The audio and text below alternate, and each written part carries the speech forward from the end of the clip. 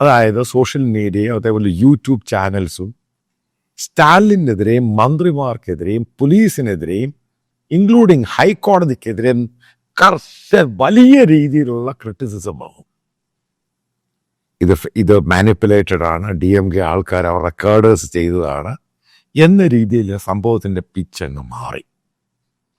അതിനു മുമ്പ് നിങ്ങൾ മനസ്സിലാക്കണം, ഈ വിജയ് നടത്തിയ പല റാലികളും മീറ്റിങ്ങുകളും അതിനെ ബേസ് ചെയ്ത് പല സർവേകളൊക്കെ സീ വാട്ടർ ഒരു സർവേ, ഞാനത് പൂർണ്ണമായിട്ട് വിശ്വസിക്കുന്നില്ല.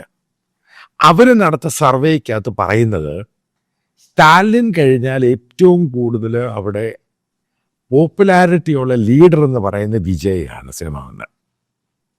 അയാൾക്കാണ് ഏറ്റവും വലിയ പ്രതിപക്ഷ പാർട്ടി അവരാകാൻ സാധ്യതയുണ്ട്.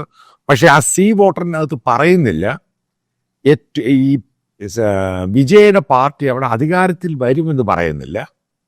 പക്ഷെ പറഞ്ഞു അയാളായിരിക്കും അവിടുത്തെ ഏറ്റവും വലിയ പ്രതിപക്ഷ പാർട്ടിയും. കാരണം AIDMK എന്ന് പറഞ്ഞ പാർട്ടി ഇല്ലാതായി. ഒരു കൃത്യമായിട്ട് പറയാം, BJPക്ക് അവിടെ യാതൊരു പഴയ ലോക്സഭ ഇലക്ഷൻ ഉണ്ടായിരുന്ന സ്വാധീനം പോലും പൂർണ്ണമായിട്ട് പോയി കിട്ടും. കാരണം തമിഴ്നാട് ദ്രാവിഡിയൻ പൊളിറ്റിക്സ് ഇന്നും BJPക്ക് മനസ്സിലായിട്ടില്ല ശരിക്കും എന്താണ്, എങ്ങനെയാണ് അത് ഡീൽ ചെയ്യുന്നത്. കേരളത്തിലെ പൊളിറ്റിക്സും കേരളത്തിലെ BJPക്ക് മനസ്സിലാകാത്ത പോലെ തന്നെ ദ്രാവിഡിയൻ പൊളിറ്റിക്സ് എന്താണെന്ന് BJPക്ക് മനസ്സിലായിട്ടില്ല. ഒരു കാരണവശാലും തമിഴ്നാടെന്ന് പറയുന്ന ആ സ്റ്റേറ്റ് നോർത്ത് ഇന്ത്യൻ പാർട്ടി എന്നാണ് BJPയെ വിളിക്കുന്നത്. അതുകൊണ്ട് അവർ അക്സെപ്റ്റ് ചെയ്യത്തില്ല. ഹിന്ദി അടിച്ചേൽപ്പിക്കാൻ ശ്രമിക്കുന്ന അങ്ങനെയുള്ള ക്യാമ്പയിൻ ഒരു ഭാഗത്ത് നടക്കുമ്പോൾ മനസ്സിലാകേണ്ടത്, തമിഴ്നാട് ഒരിക്കലും BJPയെ ഏതെങ്കിലും രീതിയിൽ അഡ്വാൻറ്റേജ് കൊടുക്കാൻ അവർ തയ്യാറല്ല. അതിന് ഒത്തിരി ഘടകങ്ങളുള്ളൊരു ഘടകങ്ങൾ മാത്രമല്ല.